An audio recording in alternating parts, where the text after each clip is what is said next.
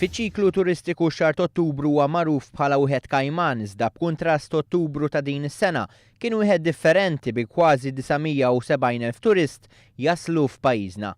Kienu 822,000 turist li raqdu f'xi lukanda jew inkella post ieħor ta' akkomodazzjoni. Dan ifisser żieda ta' 2.7% meta mqabbel mal-istess żmien tas-sena l-oħra.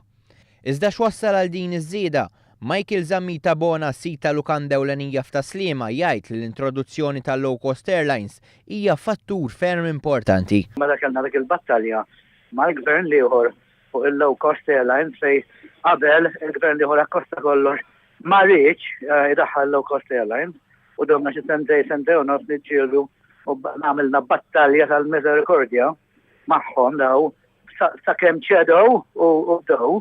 U dak kien is-salvatur tat-turiżmu tagħna.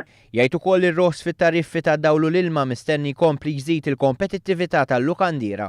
Hija ovvjament li baxxi il-prezzijiet tad-dawlu l-ilma għax huma fost l-ogħla tal-Ewropa llum u hemm commitment naħseb mill-gvern li mid-2015 ħajbaxxuhom dawk. Intant il-lukandi ta' 3 u 4 stilel kienu l-aktar li marru tajjeb. Bil-lukandi ta' 5 stilel jirreġistraw żieda marġinali.